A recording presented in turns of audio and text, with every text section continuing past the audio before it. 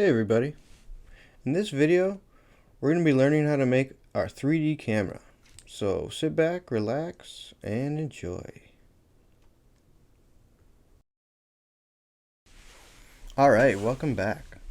So to begin with, the first thing I want to do is what I said that we would do in the last video, and that is instantiate our player into this main level scene. And to do that, we have to click on this little chain button, and what that is if we click on this plus button, basically that's going to give us a bunch of pre-made objects that we can use in the level.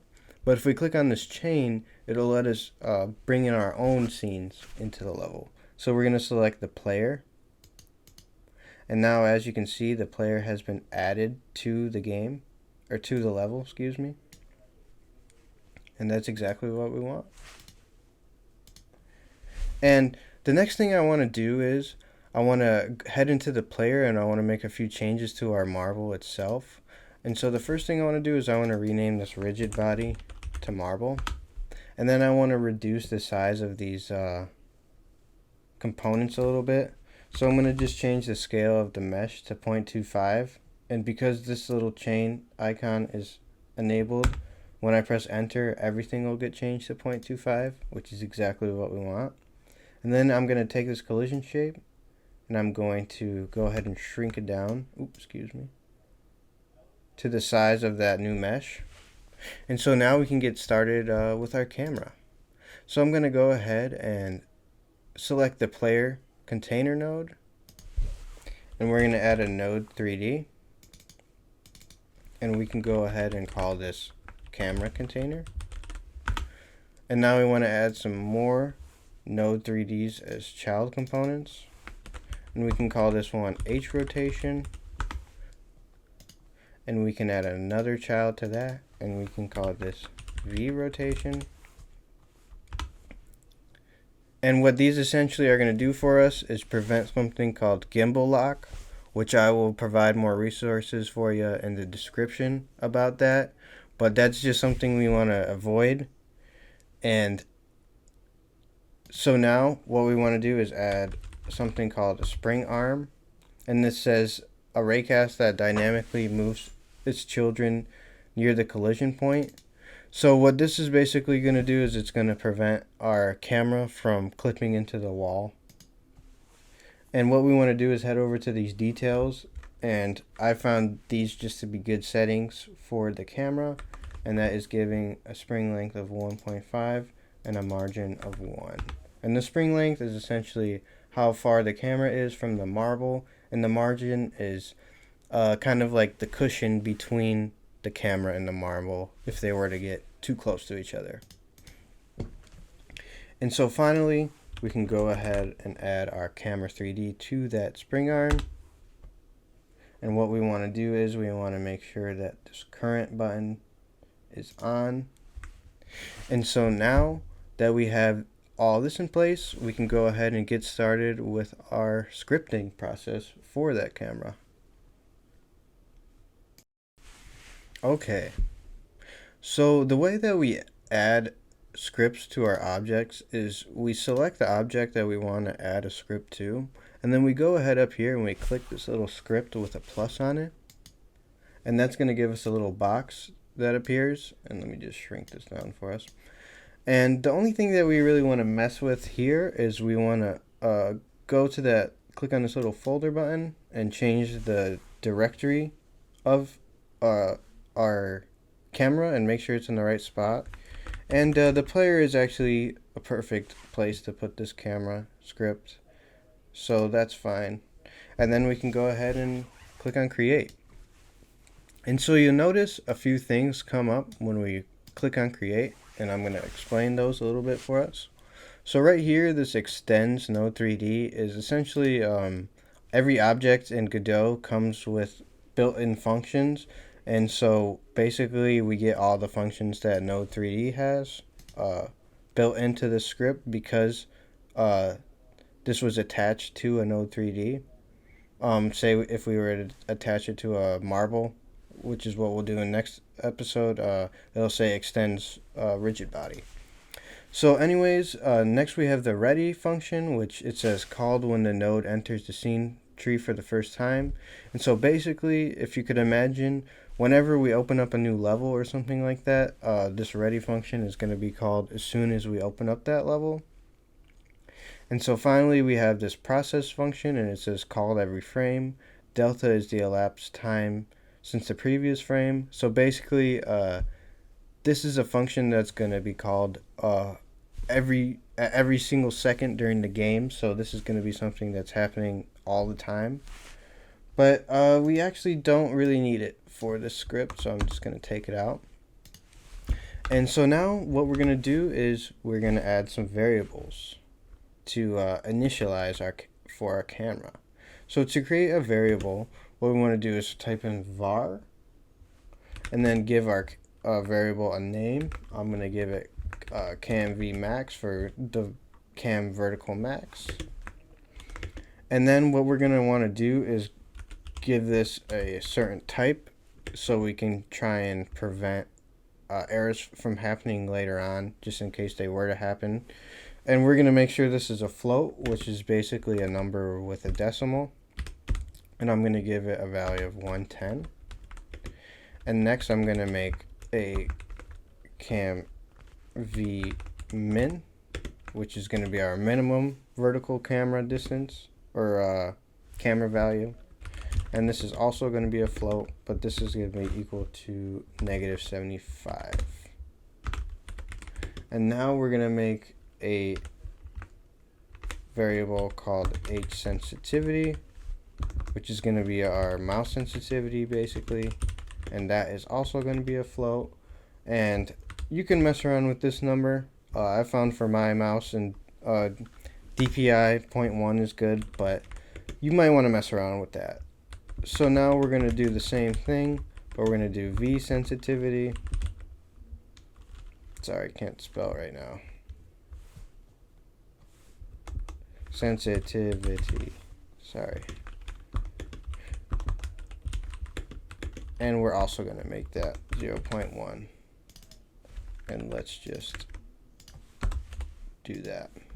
And finally, we want to do a variable called h acceleration. And we're going to make that a float. And it's going to be equal to 15.0. And we're just going to do the same, but for the v acceleration. But you'll notice if we ever want to mess around with these in the inspector, we can't see them. But if we want to expose them to the inspector, what we do is we just do @export in front of our var variable. And now you can see it appears in the inspector. So we're just going to add that keyword to all of these variables and have them all appear in our inspector. And what I like to do is I like to give my exposed variables a little label, and so we can use this export category keyword, and we can just call this configurables. And so if we press save, now we have a label for configurables. And now we're just going to create a few variables that we don't want to expose to the inspector. And this is going to be called camera, and it's going to be a float. And camera stands for cam rotation. And it's going to be set to 0.0. And we're just going to do the same, but for the vertical. And finally, we need to get some references to these components in the inspector. So what we're going to want to do is we're going to do the onReady keyword, and then we're going to do onReady var, and we can call this first one marble, and we can set it equal if we just drag this marble straight into the scripting interface. You can see now it'll do $! Marble. But there's a little bit faster way to do that I'll show you guys for our next two. And basically, if you drag it in but hold down control while you're dragging, it will create the onReady var for you. And we're going to do that with our H rotation, and we're going to do that with our V rotation. And so now we have all of our variables set up. And now we want to add one thing to our ready function, and that is hide the mouse. And that is just going to be a quick function for us called input.set mouse mode.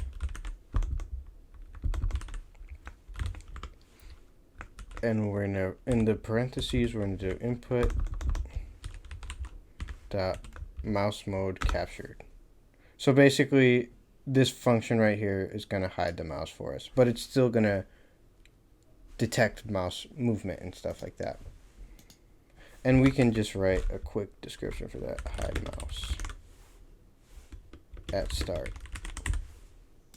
Alright, and so now we're going to add a function that's similar to that process function, but this only gets called,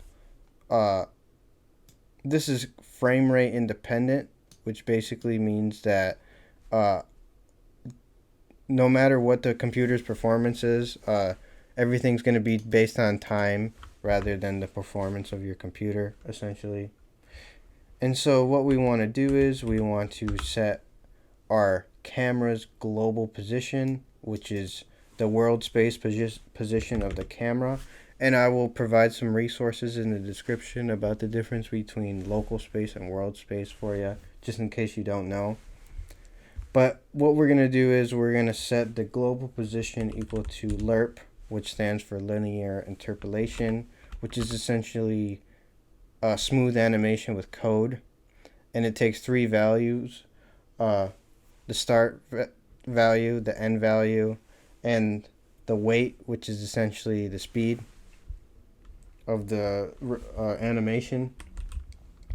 But what we're going to do is we're going to do the starting position as our global position, and we're going to do marble.getNode. And what getNode is it's essentially going to get a reference to one of the marbles, in this case is children. And what we want to get a reference to is the mesh instance 3D. And we want to get its global position. And I found a good speed is 0.3. You can mess around with that. You can even, I would even suggest putting it in an export variable if you'd like, but I found this is a good value for me, so I'm just going to keep it. And so next we want to clamp our vertical movement for a camera so the player can't like spin around it vertically. And so what we're going to do is we're going to clamp the value of it, which clamps basically means that it sets a minimum and maximum value that it can't go past. So we want to clamp our vertical rotation of our camera, and we'll just take these, the CamV min and the CamV max values that we set at the beginning. Okay, so now what we want to do is we want to take our H rotation,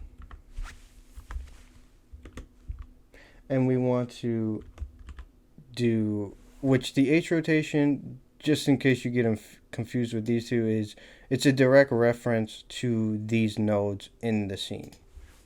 And we're going to just get the rotation degrees, and we just want the Y component, and we're going to do another lerp function, and we're just going to take that value again as our starting value, but we're going to do that camera H as our end value, and then we want to do delta, which is our time, and this is just so we make it frame rate independent, again like I was saying, and we're going to multiply that by our H acceleration.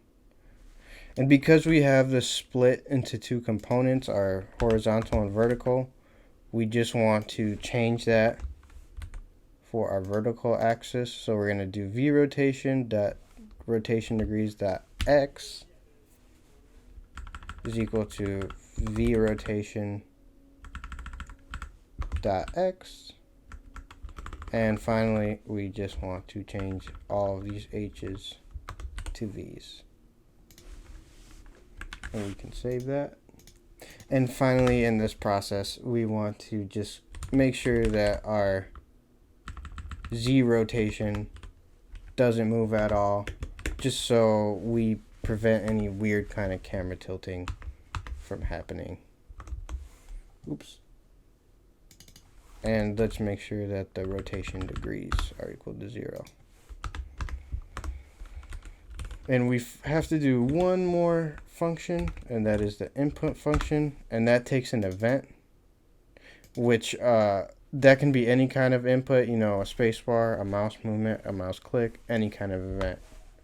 So we can just do if event is input mouse motion. So basically, if the mouse is moving, we want to do camRot.h plus equals, which plus equals is basically camRotation.h plus, but it's just a faster way of writing that.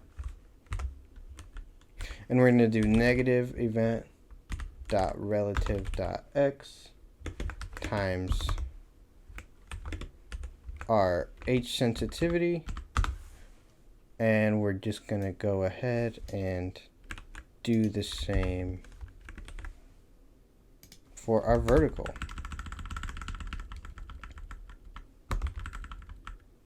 Oops. And we're going to do dot y. And so now,